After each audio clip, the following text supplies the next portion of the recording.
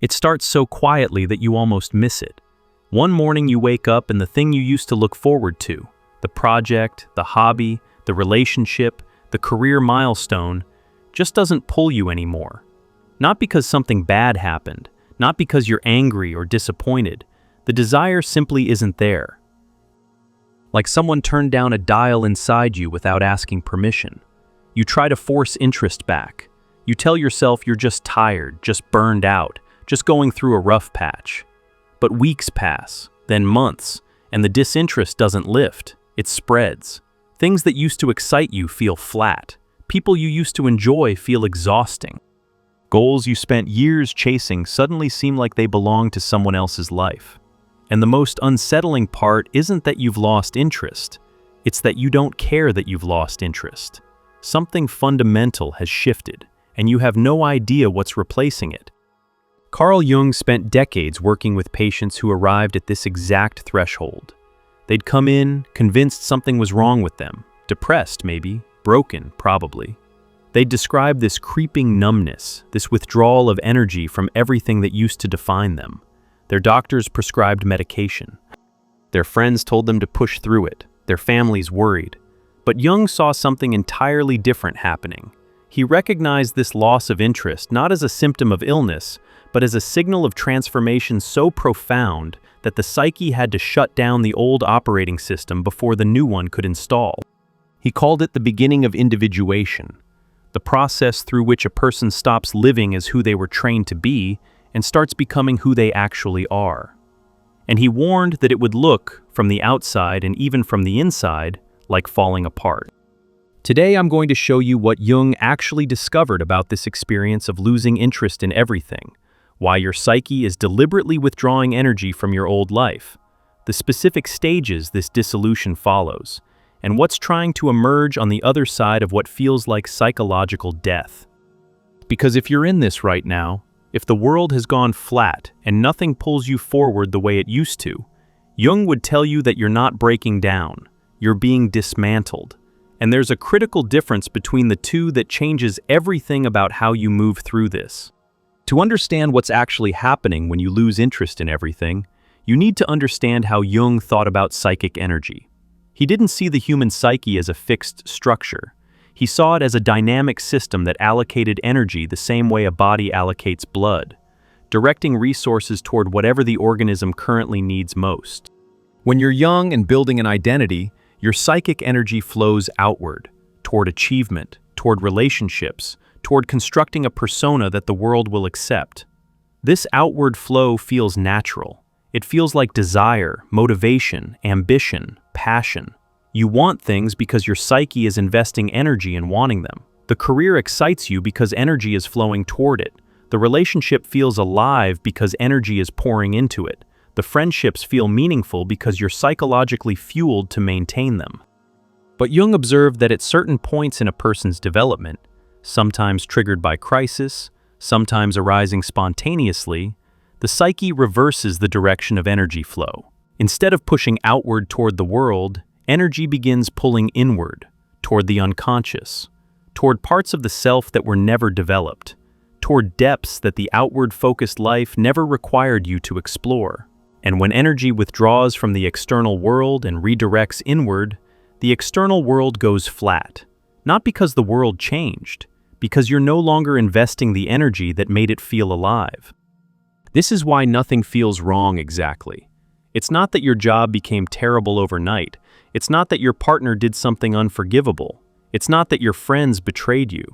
The external circumstances might be identical to last year when everything felt fine.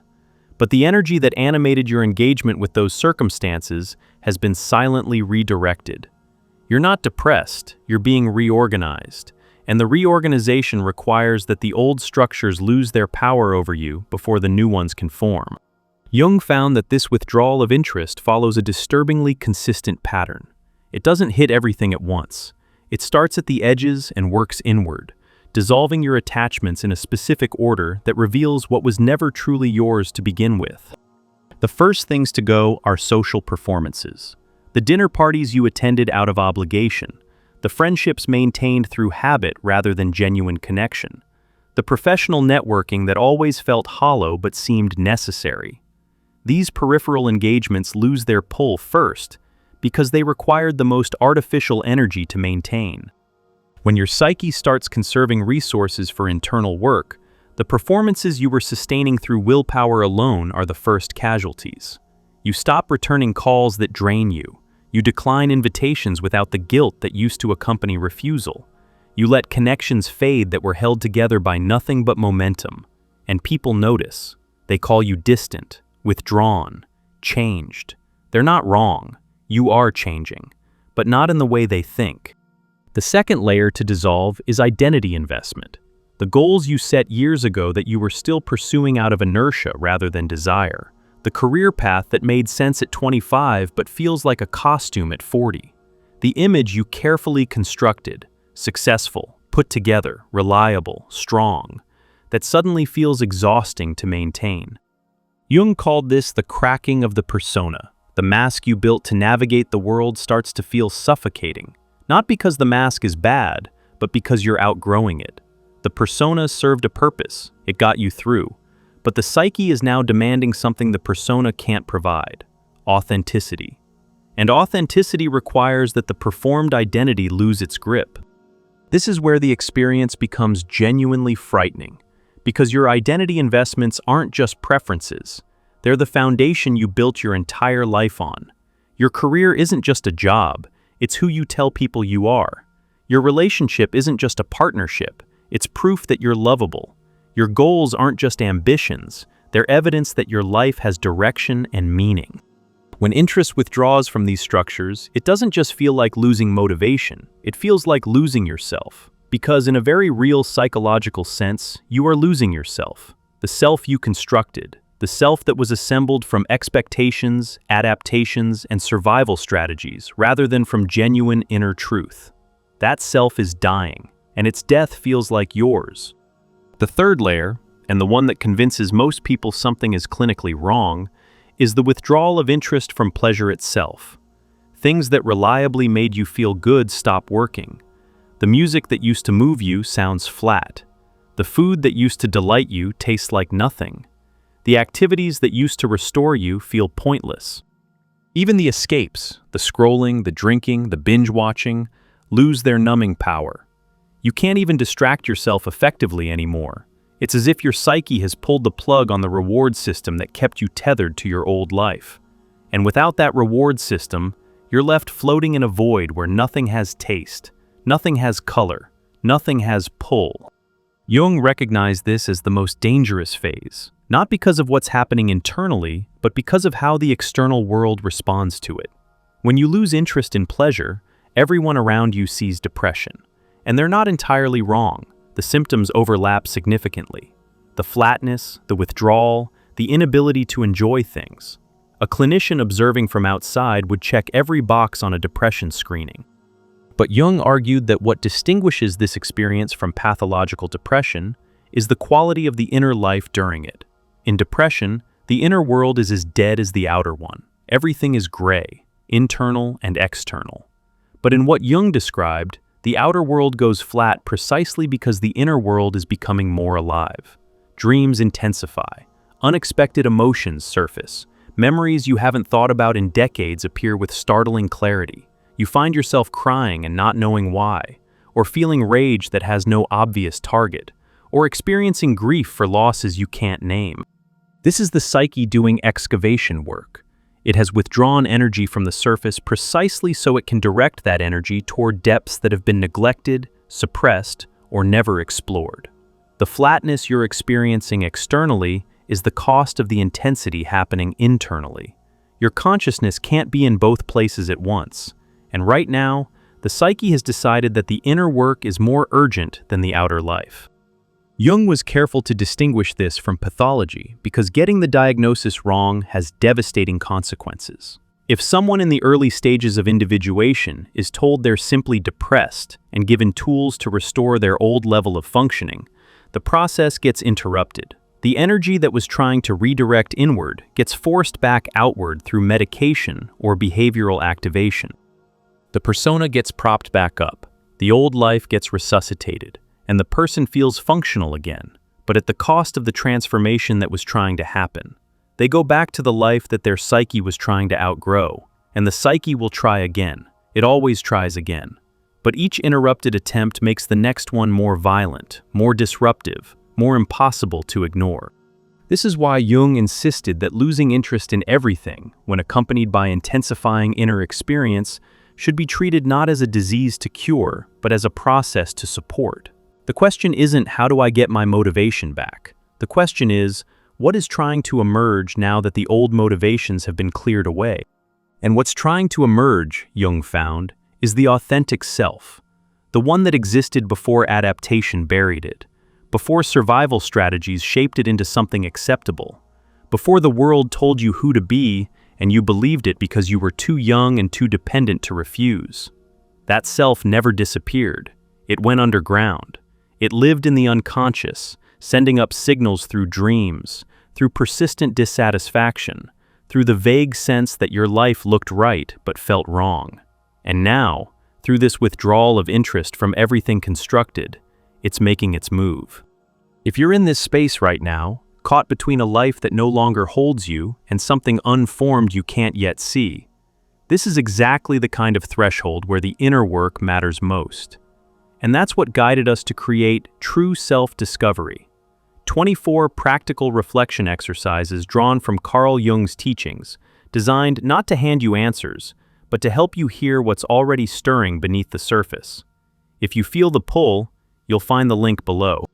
But understanding that something authentic is trying to emerge doesn't make the process less terrifying, because between the death of the old self and the birth of the new one, there's a gap. And Jung was honest about the fact that this gap is one of the most psychologically demanding experiences a human being can endure. He called it the nigredo, borrowing from alchemy, which he studied extensively as a metaphor for psychological transformation. The nigredo is the blackening, the stage where everything that was dissolves into undifferentiated darkness. It's the phase where you've lost your old identity, but haven't found your new one, where you can't go back to who you were but can't yet see who you're becoming, where you exist in a state of suspended not knowing that every fiber of your being wants to escape. Most people panic in the nigredo, and their panic makes sense. Humans are wired for coherence. We need narrative. We need to know who we are, where we're going, what our life means. When all of those anchors dissolve simultaneously, the psyche experiences it as existential emergency. Something must be wrong. I need to fix this. I need to get back to normal. I need to find something to hold on to before I disappear completely. And this panic drives people to make premature decisions. They lunge at new identities before the old one has fully died. They start new relationships, new careers, new spiritual practices, not because they genuinely feel called to them, but because the void is unbearable and anything feels better than nothing. Jung watched patients do this constantly. They'd be in the middle of profound transformation, and they'd short-circuit it by grabbing the first thing that offered relief from the uncertainty. The new relationship that looks like growth, but is actually just another version of the same pattern. The career change that feels bold, but is driven by flight rather than calling. The spiritual framework that provides structure, but becomes another persona rather than genuine understanding. These aren't answers, they're anesthesia, and they stop the process cold. What Jung advised instead, and what he admitted was almost inhumanly difficult, was to stay in the not knowing, to resist the urge to fill the void, to let the emptiness be empty. Because the emptiness isn't vacant, it's pregnant. Something is forming in the darkness, but it needs time and space and the absence of premature structure to take its own shape. Every time you force an identity onto the void, you abort whatever was trying to grow there naturally. This is where most people lose faith in the process, because staying in not knowing requires a kind of trust that has no external evidence to support it. You can't see what's forming, you can't measure progress, you can't point to anything and say this is working. You just have to endure the darkness and believe, against all evidence, against all instinct, that something is happening in the places you can't see. Jung found that the people who could endure this phase shared a specific quality. Not strength, not discipline, not spiritual advancement. They had the capacity to tolerate ambiguity, to sit with questions that had no answers, to hold paradox without resolving it, to exist in the uncomfortable space between who they were and who they hadn't yet become without demanding premature clarity. This tolerance for ambiguity wasn't a personality trait they were born with. It was developed through exactly the kind of suffering this process inflicts. The darkness itself was teaching them to see without light. And slowly, not on any predictable timeline, not in any controllable way, things begin to shift. Not through dramatic revelation, not through a single breakthrough moment, through what Jung described as a gradual reorientation of the compass. You start noticing that certain things have a faint pull, not the old pull, not the desperate wanting or the anxious striving that drove your previous life. Something quieter, more like recognition than desire, like your psyche is saying yes to something without being able to explain why. You pick up a book you never would have read before, and something in it speaks directly to where you are. You meet someone, and the connection has a quality you've never experienced. Honest, unperformed, grounded in something real. You find yourself drawn to a practice or a pursuit that makes no sense on your resume, but feels like it belongs to you in a way your old ambitions never did. These aren't random occurrences. This is the authentic self beginning to express preferences. For the first time in your life, you're experiencing desire that originates from within rather than from adaptation. Jung called this the emergence of the self with a capital S, the organizing principle of the total psyche, both conscious and unconscious. Not the ego self that navigates the external world, the deeper self that contains who you actually are beneath every mask, every performance, every survival strategy. When this self begins to influence your choices, life starts to feel different. Not easier, not more comfortable, but more real, more yours. More aligned with something you can't name but can feel in your bones. The interests that emerge from this process look nothing like the ones that died. The old interests were often driven by external validation, achievements that proved your worth, relationships that confirmed your lovability, goals that demonstrated your adequacy. The new interests have an entirely different quality. They're intrinsic. They exist for their own sake. You pursue them not because they'll impress anyone or prove anything, but because something in you is nourished by engaging with them. And this shift, from extrinsic motivation to intrinsic motivation, is one of the most reliable markers that genuine individuation is underway. But Jung warned about a specific trap at this stage. As new interests begin to emerge, the ego tries to co-opt them. It wants to turn the authentic impulse into a new identity, a new persona, a new performance. You start painting, and the ego immediately wants you to become a painter. You discover depth psychology, and the ego wants you to become a therapist. You find spiritual practice, and the ego wants you to become a teacher. The ego can't just let you be someone who paints. It needs you to be a painter. Because the ego's job is identity construction. It's what the ego does, and it will try to take every genuine impulse from the self and build a new cage out of it. Jung's antidote to this was what he called holding the tension of opposites, allowing the new interests to exist without crystallizing them into identity, being someone who paints without being a painter, exploring spirituality without performing spiritual person, engaging with psychology without constructing psychologist as your new mask. This holding requires the same tolerance for ambiguity that the nigredo demanded. It means letting yourself be undefined, letting your life be in motion without forcing it into a fixed shape, letting emergence happen at its own pace. This is extraordinarily countercultural. We live in a world that demands you know who you are, what you do, where you're going. Every social interaction requires an elevator pitch. Every platform asks for a bio. Every encounter starts with "what do you do?" And when you're in the middle of transformation, you don't have answers to these questions. Not because you're lost, because you're becoming something that doesn't have a label yet. And the world's insistence on labels feels violent when you're in the process of shedding every label you ever wore. Jung found that this phase of emergence could last months or years. It wasn't something you could accelerate through effort or insight. The psyche has its own timeline, and it resists being rushed. Patients would come to him wanting to know when it would be over. When would they feel normal again? When would they know who they were? And Jung would tell them something they didn't want to hear. You will never feel normal again. Because normal was the old operating system. Normal was the persona. Normal was the adapted self living the constructed life. That's what died. And what's being born doesn't feel normal. It feels real. And real and normal are almost never the same thing. What does eventually stabilize, not into a fixed state but into a dynamic way of being, is what Jung called the individuated life. This doesn't mean you become some enlightened being floating above human concerns. It means you develop a fundamentally different relationship with your own existence. You stop looking to the external world to tell you who you are. You stop measuring your life against anyone else's. You stop performing for approval you no longer need. You stop abandoning yourself to maintain relationships that require your inauthenticity. You stop chasing goals that belong to the person you used to pretend to be.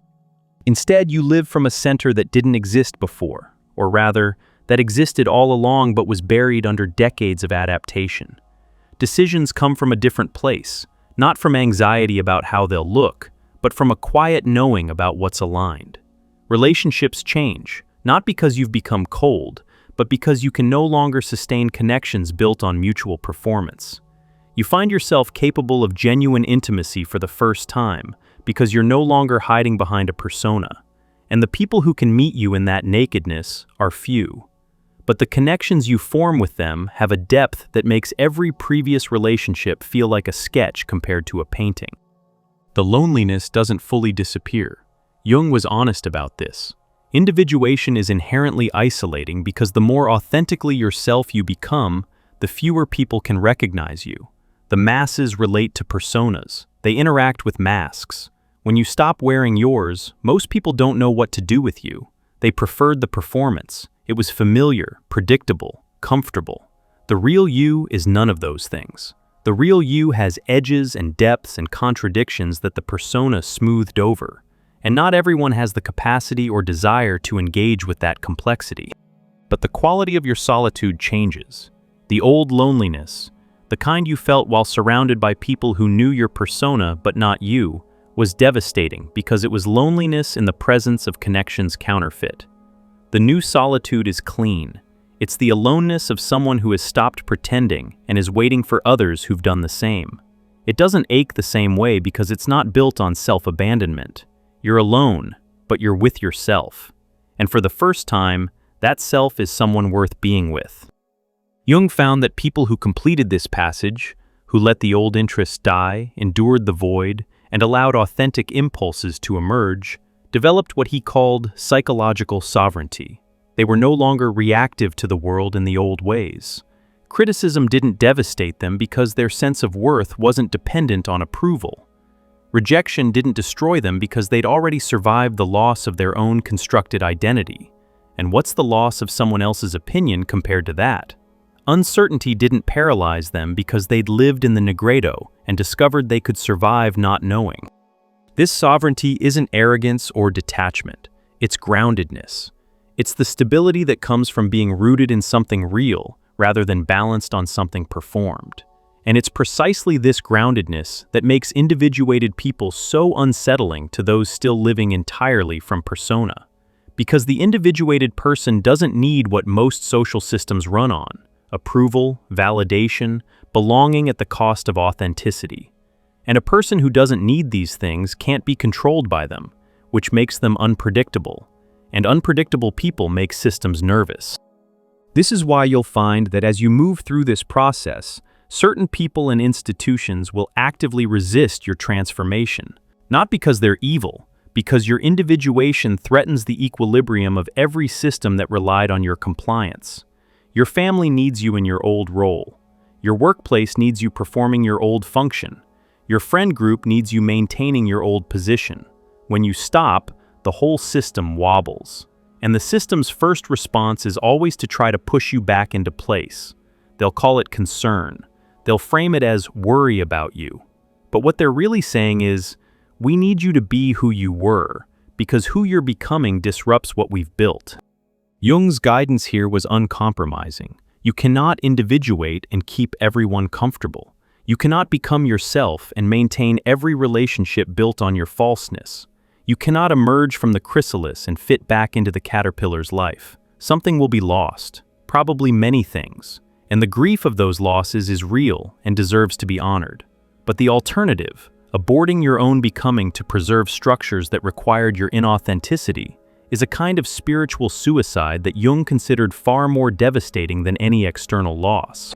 So if you're sitting in that flatness right now, if the world has gone gray and nothing tastes like anything and you can't remember what you used to want or why you used to want it, if your friends are worried and your family is confused and your therapist is reaching for the DSM, if you feel like you're disappearing and you don't even have the energy to be afraid of it anymore, Jung would tell you to pay attention, not to the flatness itself, but to what's happening underneath it, to the dreams that are getting stranger and more vivid, to the emotions surfacing from nowhere with no story attached, to the memories appearing uninvited, carrying truths you buried decades ago.